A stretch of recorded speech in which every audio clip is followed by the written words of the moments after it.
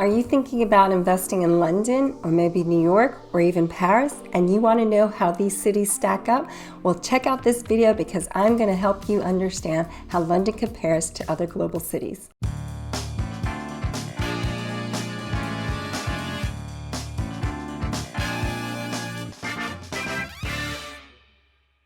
Hi everyone, Arinzeh here. Thanks for checking out the latest video on my YouTube channel. If this is your first time, please make sure to subscribe and hit that notification bell because I'm putting out weekly videos.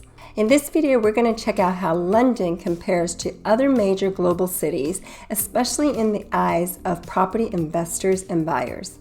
Let's start with the Kearney Global Cities Index for 2020. The GCI assesses how globally engaged cities are performing across 5 key dimensions: business activity, human capital, information exchange, culture experience, and political engagement. The most recent rankings include 151 cities across all continents compared to 130 in 2019, reflecting the increased importance of emerging geographies such as Middle East, China, and Central Asia. The top 4 cities have kept their spots since 2019, with London in the number 2 spot behind New York. Other notable comments is the big jump by Beijing, which has been attributed to its aggressive investment in human capital while becoming more stable. Now, what about future prospects? The Global Cities Outlook or GCO examined those creating the conditions for future status as major global players. This analysis covers 4 dimensions: personal well-being, economics, innovation, and governance, which are key determinants of a city's ability to attract talented human capital, generate economic growth, increase competitiveness, and ensure stability and security, respectively. Surprisingly, London ranked at the top of the chart again, which goes to show that globally speaking, even with Brexit and coronavirus, the forecast and outlook is quite strong. There was a ton of movement on the table throughout, like in the case of Toronto, which climbed 9 spots to take the 2nd place. For many of the rising cities, according to the article, long-term investments in governance and economics have begun to pay off. This is particularly true of cities in China and the Middle East, which are rapidly catching up with their European and North American peers. Now let's look at the property market. Since December 2019, at the start of the pandemic, house prices have increased on average 8% across the globe. Mortgage broker Ennis Global Mortgages analyzed house prices across 17 major world cities and found that the major cities of New Zealand are leading the way with pandemic house price growth. At 28.9%, Wellington has seen the sharpest increase in house prices since the start of the pandemic, with Auckland not far behind with an uplift of 26.4%.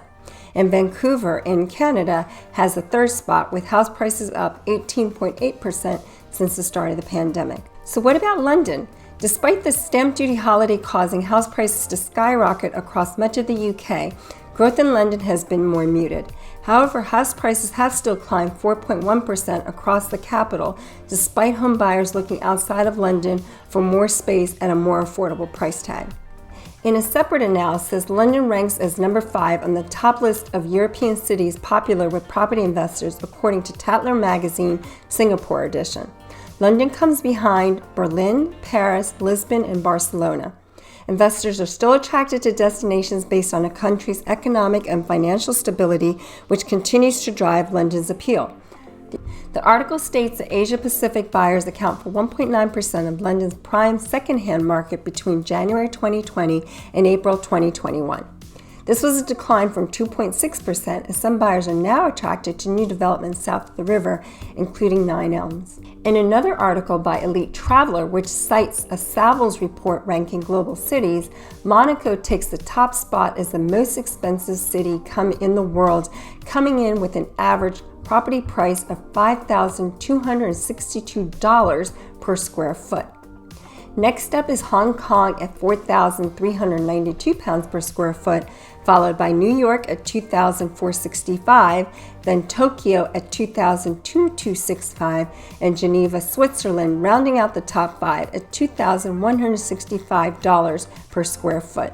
London comes in at number 7 at an average price of $1,897 per square foot, just behind Shanghai.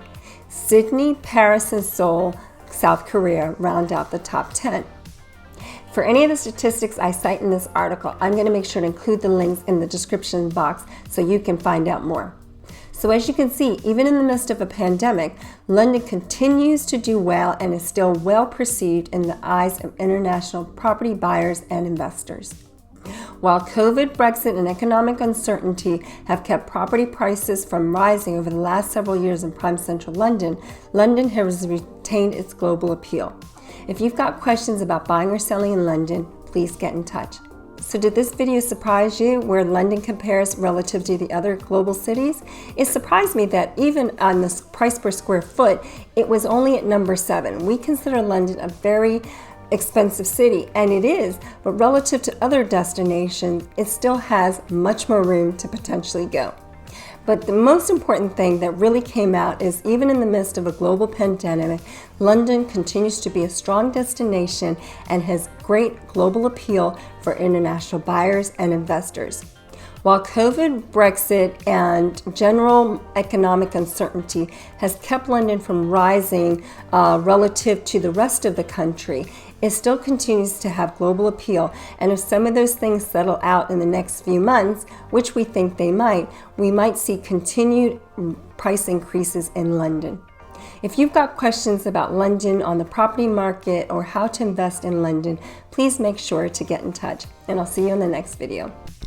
Thanks so much for watching. Make sure to check out the other videos on my YouTube channel where I share great things about the London property market and living in this incredible city. So that's Arinzeh with Onyx Property Team and Keller Williams. Bye for now.